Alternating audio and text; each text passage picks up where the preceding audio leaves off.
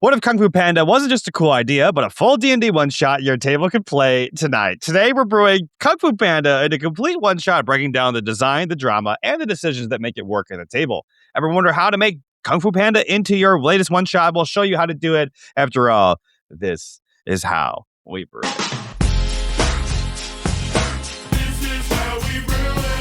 Homebrew is where the heart is. It's where dungeons masters, murder hobos, dice goblins, and chaos gremlins come together to turn big ideas into unforgettable adventures. So how do you take that spark, a setting, a villain, a mechanic, and turn it into something that actually works at the table? It's simple.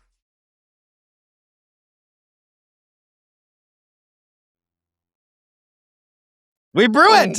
We've got 6 flavorful categories to walk through, designed to help you build campaigns that capture the feel of your favorite worlds and IPs. And today we're talking about Kung Fu Panda, but today, Taylor, our sponsor is Chaotic Studios. So I'm going to challenge you to do this ad read as if you were a character in the Kung Fu Panda universe.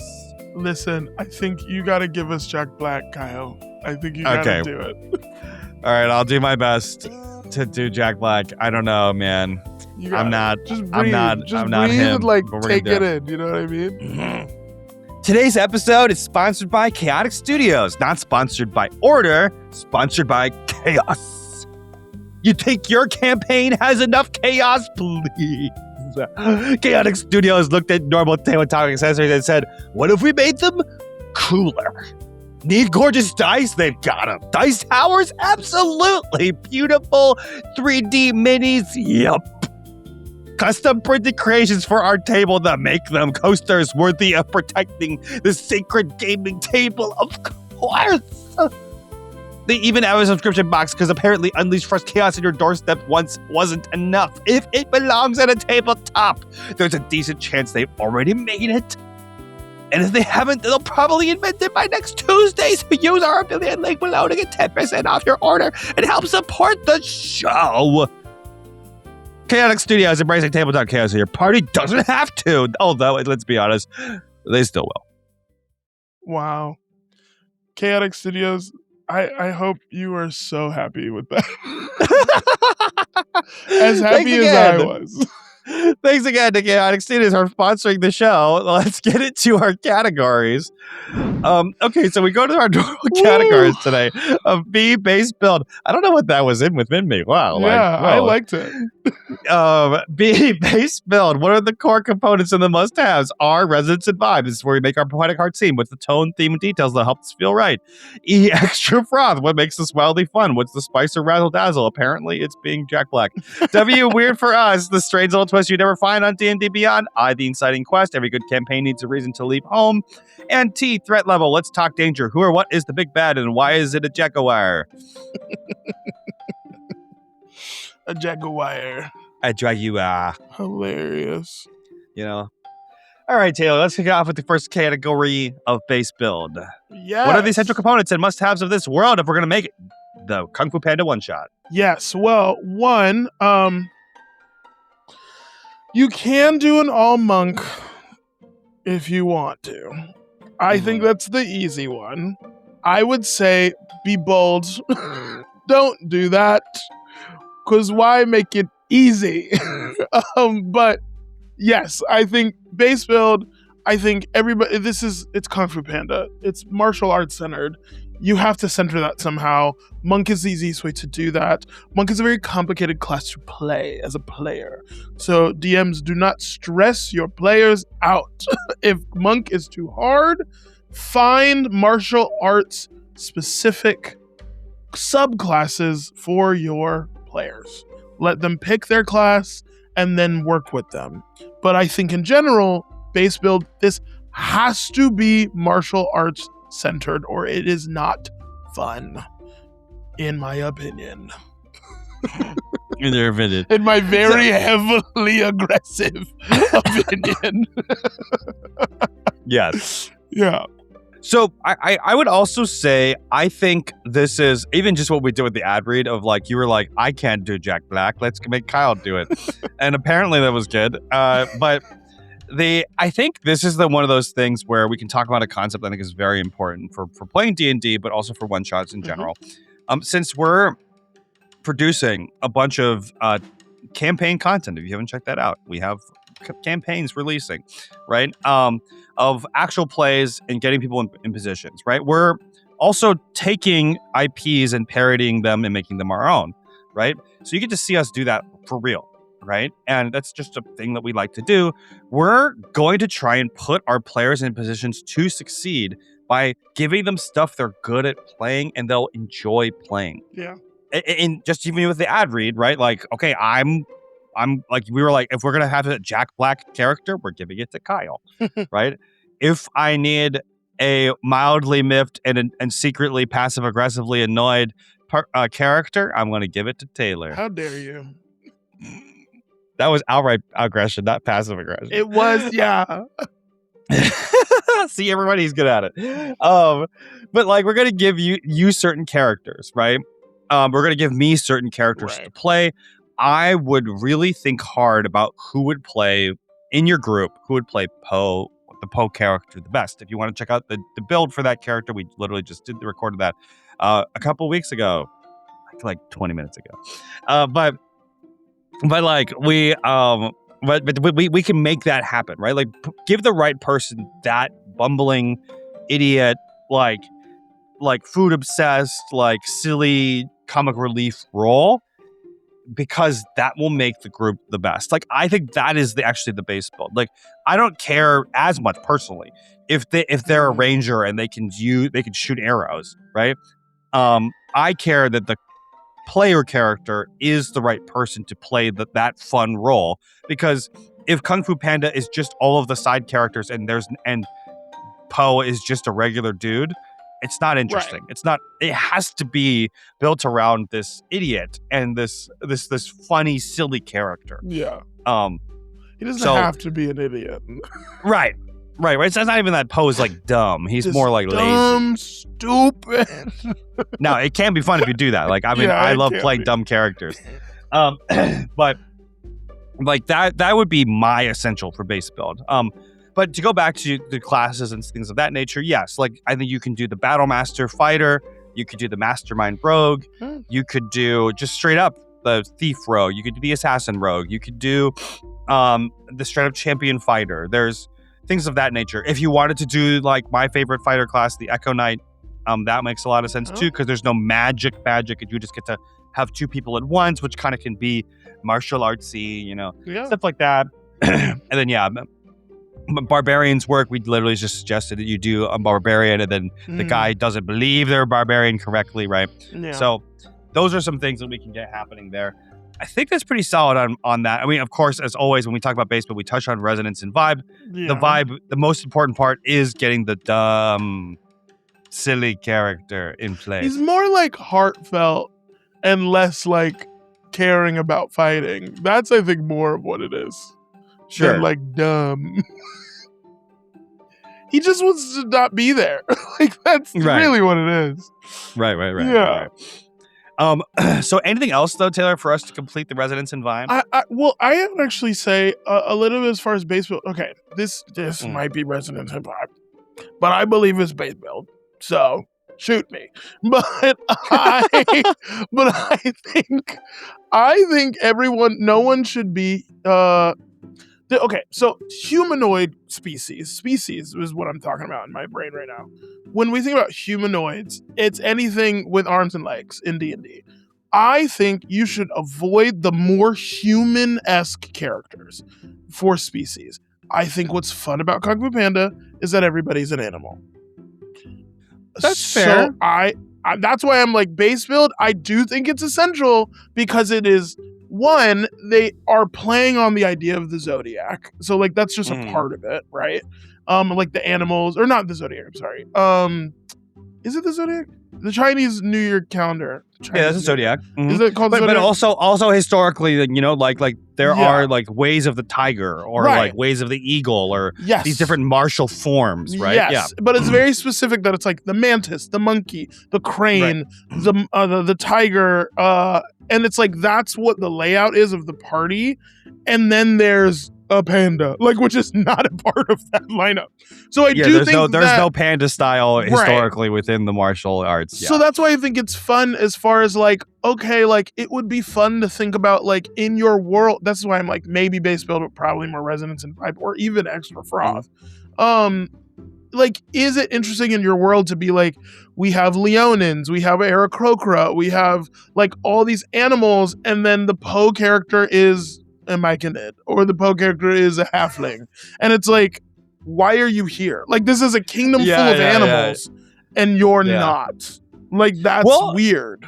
I actually do think that is pretty close to base build, if not like resonance and vibe, because you're correct, right? Like it's referencing all these martial forms. I remember when I was learning martial arts in general, I was like, oh yeah, like this is like using martial principles from like the school of like the tiger or whatever, and like it is a thing. But and then of course the contrast, is it different? But also I think it will help inform your players the way they play, right? If they're going to be literally like Raven style and they're playing a Kenku, right? Or they're like Rabbit style and they're a Herringun. Like I think it will inform play and it will be fun to do so. I agree. So I think that's close to essential, if not just resonance and vibe. Yeah.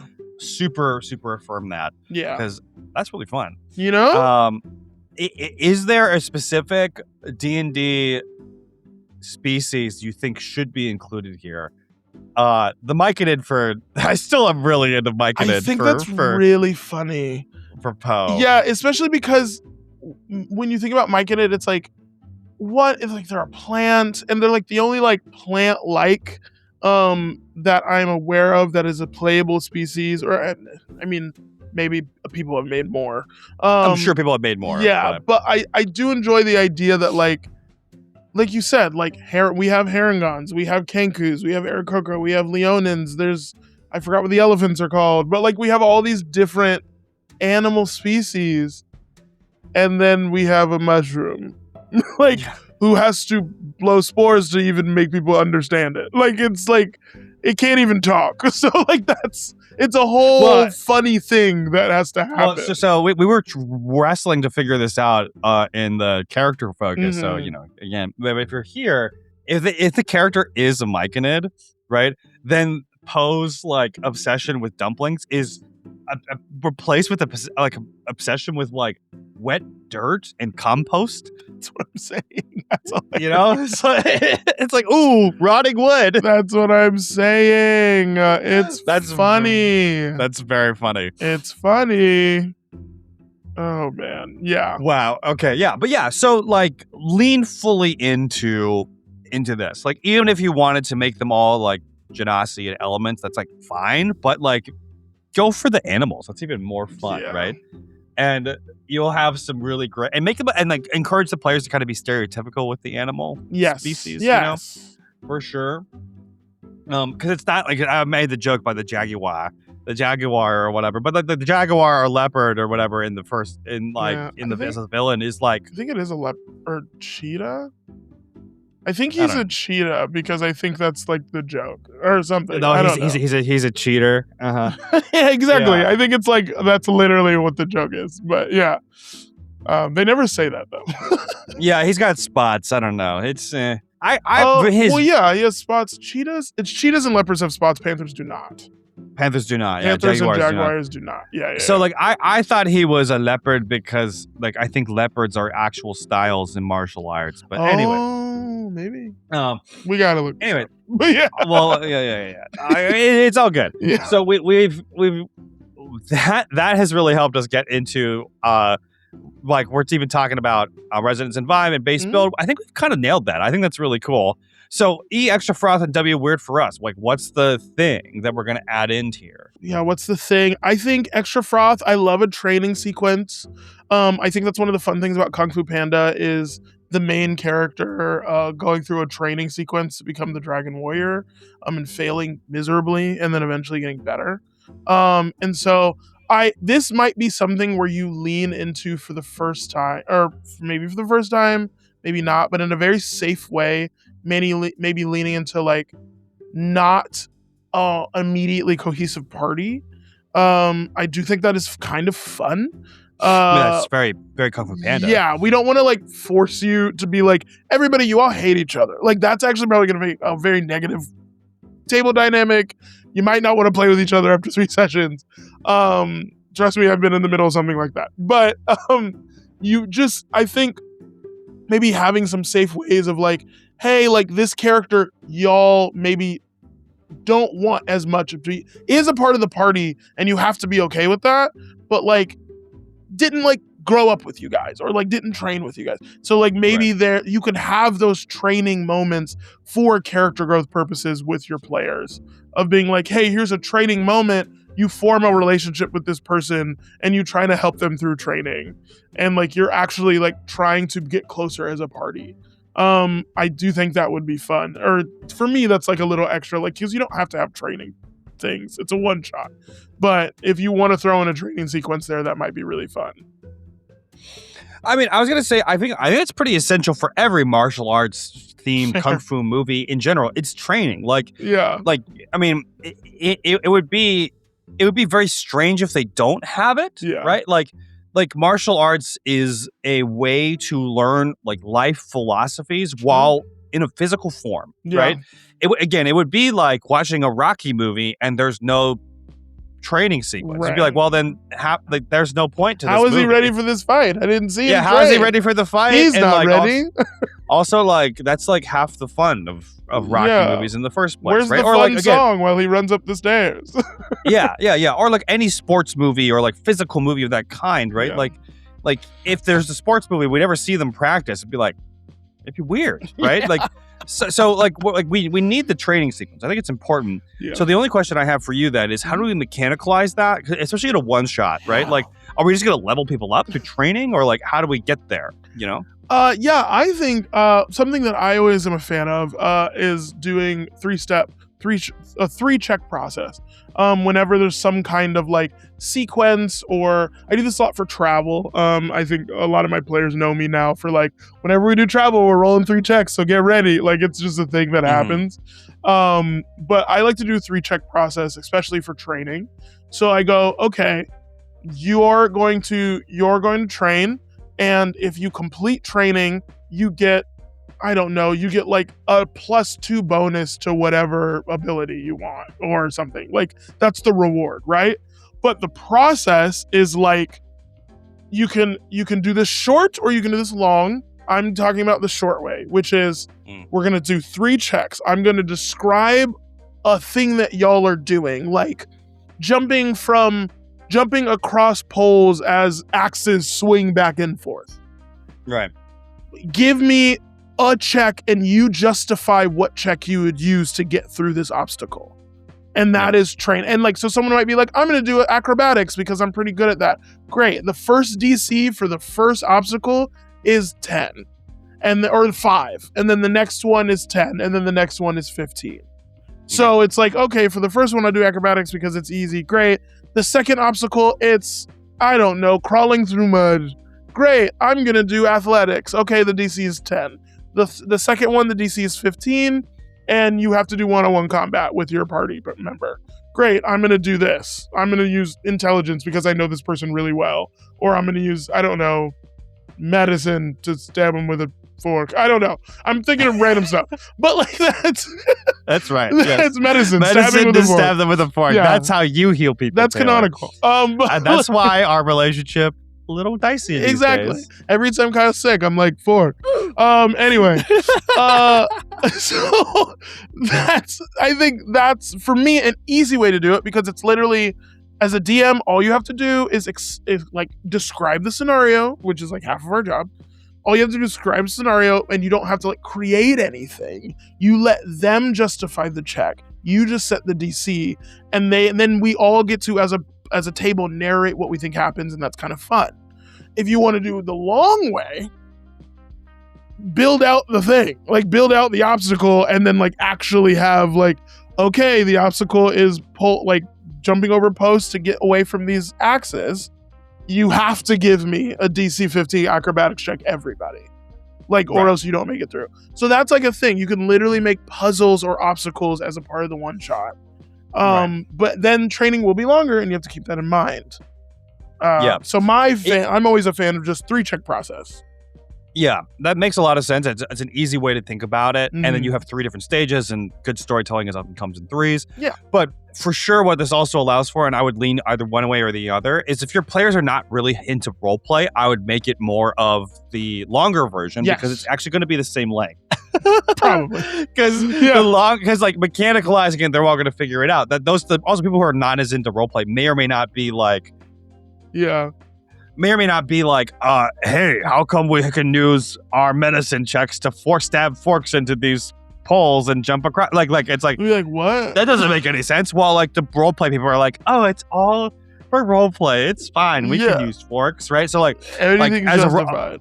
like roleplay wise, you want to grow over time. And here's the thing that I would ask them at the end, and the thing that we have to figure out is, let's say they complete all 3 checks. What reward do they get? Do they get inspiration for the one shot? Do we level them up? Like, what do we do? I wouldn't say you level them up. I would say, because if it's a one shot, don't level up. If it's not a one shot, feel free. Give them as many levels as you feel like. But if it's a one shot, just think of something simple. Like I said, give them a +2 to one of their ability scores. That's fun. Mhm. It's a one shot. Nobody cares. If it was a campaign, don't do that because you're gonna ruin it for yourself as a DM. Trust me. I have made that mistake. But if it's one shot, give them +2 to an ability score. That's fun, and they can just be really good at that thing. Or give them a +2 to every successful skill they used in those checks. Like, Yeah. if you succeed in acrobatics, great. Your acrobatic skill is +2 because you used it in training. Like, that's cool. Or because then you also give them a possibility of 3 rewards. And it's directly tied to training. Or, like you said, you can give them inspiration.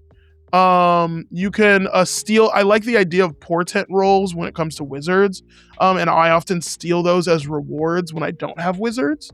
So I'll be like, your reward is you get 1 automatic D20, natural 20, whenever you want, but it's only one time. And so I just give them a portent roll as like, this is a thing that you can justify you got good at because of training. So you automatically get that nat 20 at some point.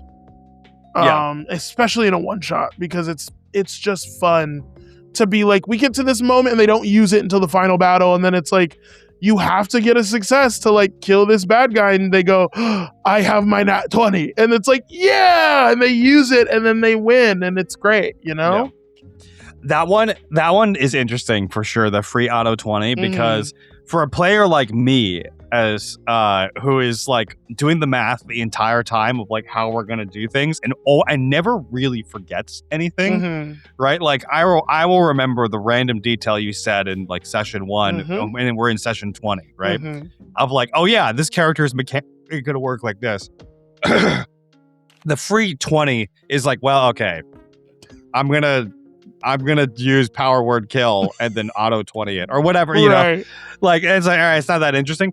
But for the majority of players, that's a really cool thing, especially for a one shot. Though, also in a one shot, I'm like, I don't care. Like that's great, right? So that's a really good thing to add into a one shot. Or yes, +2 to ability score, give them expertise or proficiency in a skill.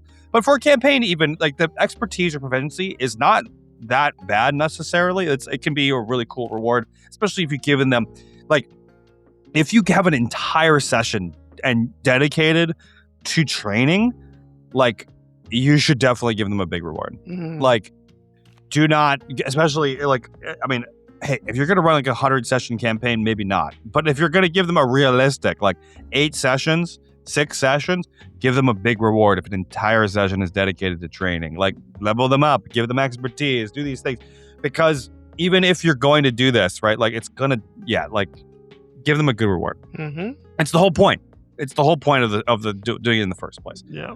I mean, I would love like if all the players had like a home base and a quirky little NPC dad who cooks them dumplings. I think that's like the cutest thing in the world that Poe always has somebody to go back to. And I think if you give the whole party that, just like this little, and then because now actually Yes, I will make this an official thing I'm about to say. I do think it would be fun if you utilize a thing in D&D 5.5e, it is now called, D&D 5.5e, Bastions. The new thing that they created, which is like having a home base as a party.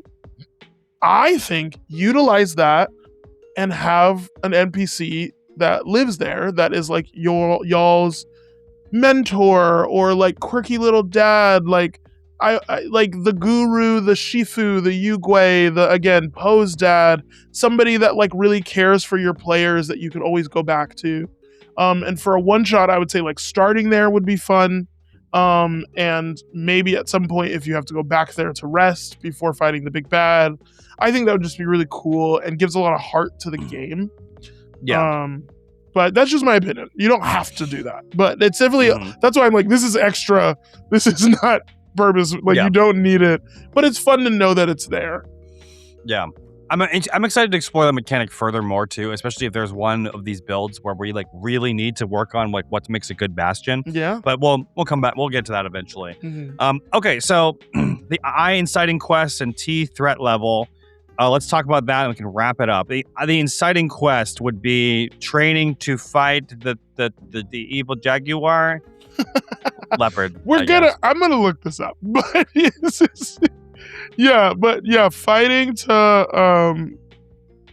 I think the inciting quest is literally like there is this dude, this animal that may or may not be a jaguar. But and he really wants to, he thought he should be a part of the party. I think, and again, Kung Fu Panda, one of the best movies in my opinion, great writing, that there is, the bad guy is justified because he was supposed to be the dragon warrior. He was supposed to be a part of this party and he's not. And instead, and the route he took was, again, the funny part of it being like cheetah/cheater, he took the wrong way to get there and therefore was imprisoned. But he does have the power. He is as strong as all of the party, as every party member. He is essentially one of them, like, you know? But he just chose the wrong path and therefore was shunned for it and is now bitter about that and he went Anakin Skywalker. He chose anger and decided I'm gonna take all my pain and anger out on y'all, you know? So I think that's the bad guy, whoever he is. I think it should just be a member of the party that was supposed to be, but is no longer, was supposed to be a part of you, is no longer a part of the team, because he chose the wrong side and is now broken out of prison and is here to take revenge. When you have a plot of a training sequence in general, you basically need, hey, here's the thing you need to train for. Train. Aha, here he is. Yep. Right? And if you're going to do a good, like, 3-act structure, it's like, hey, there's a thing you need to train for. Train. You fight him. Oh, no, you've lost. Train. Aha, you won. Yeah, literally. I think that's basically the whole thing. That is the plot. And I will say, Tai Lung is a snow leopard. He's a snow leopard. Yeah, that's why his skin, his fur is like bluish. Yeah, it's like gray and it's like this dark bluish. Grayish blue with the black spots and then it's white underneath, like snow leopards. Yeah. Yep. Okay, so what would we kind of make sure, like, the threat level of building this villain, is there anything specific we would give him, like class-wise, power-wise, legendary action-wise? Well, I think the fun thing is that I would probably make him a barbarian the way that we've made the Poe character a barbarian. Whatever, I think that's the cool thing about him is that, like, okay, the composition of the party, like we talked about, can really be anything. As long as it's martial arts focused, right? And then you have that one character who is I don't want to be a barbarian, but I am, and I'm a part of this party, and I don't know, and people don't really like me, and I don't fit in. But then we all eventually love each other because we trained for 2 seconds, which is great. Have Tai Lung, have the big bad, be who that Poe character was supposed to be. Have him be like oh, I'm mad I'm not a part of the party. And then when you face him, he goes, and you picked this guy, the Myconid? Like, that's hilarious, but also deeply convicting. And then that makes him also really powerful, that he's a barbarian who fully stepped into his barbarianness as opposed to not, you know? Which is probably why they were like, you're bad because all you do is get angry and kill people. Like, that's horrible, you know? So that, like, you could make him a berserker. You can make him, I'm trying to think of a barbarian that's like straight up just like mean. Berserker, I feel like, is the closest one that's like, probably, all you do is rage. Yeah, and then you just give him some extra health and then a couple extra attacks because legendary actions, and you're set. Yeah, that's what I would go with for sure. Okay, excellent stuff. Let's do a recap. So, in order to build Kung Fu Panda as your one-shot, we're going to pick martial classes, pick the right player to play Poe, as we need the right person to play to make sure everything is fun and a little silly. And we're going to make everyone animal species. Make Poe a Myconid, very not an animal. And his obsession is compost, which is so funny. We're going to mechanicalize training and make that a moment as the party learns to grow. We're going to use the 3-check rule. 3 checks for training that get increasingly harder, or at least 3 sequences of training if you're going to make it more complicated. Let players justify how they train along the way. For a one-shot, their successful training should give them a +2 to an ability score, or even expertise or proficiency in a skill. But for a campaign, give them inspiration, experience, etc. You may also consider giving them the free Portent Auto 20 roll, which is a very powerful thing, but used wisely. Wait for us to action. We're going to create a central base that makes them home of 5.5e Bastion, and then give them a dad or mentor who cooks food and brings them together, who lives at the Bastion itself. And the inciting quest is an evil animal wanted to be a part of the party and was supposed to be the dragon warrior, but is not because he took the wrong path and was shunned. He is broken out of prison and he is here to take revenge. He's a barbarian like Poe, but he's an evil version, Eve. And he's mad the party chose a random guy who was like him, and give him some extra legendary actions, some extra health, and you're set. Any final thoughts here, Taylor? Come up with that final move that's really funny. Come up with the skadoosh. Yeah. It doesn't have to be the skadoosh. It could literally be the Myconid going spores, and then it's like, and then that's like, you can't do anything. That's kind of funny. Have a couple of things prepared for yourself to do this, and or encourage the Poe character come up with it like in the break or like or before you even show up to kind of come up with a fun little thing, because it'll be really cool when that happens. All right, well, thanks for watching, and thanks for watching videos like this. If you liked the videos like this, you can like and subscribe for more content like this, and we'll see you in the next video. This is how we brew it. Jurassic Park, How to Train Your Dragon, The Princess Bride, Inception, Matrix, Mad Max, Fury Road, John Wick, Ghostbusters, Pokemon, Hunger Games, 28 days later. Hey there, just want to shout out to our patrons. Thanks so much for subscribing on Patreon and supporting the show. Thanks to Count Bubba, Fizz, Fedorva Will, Richard, Varner Jr., and Who's Scruffy Looking.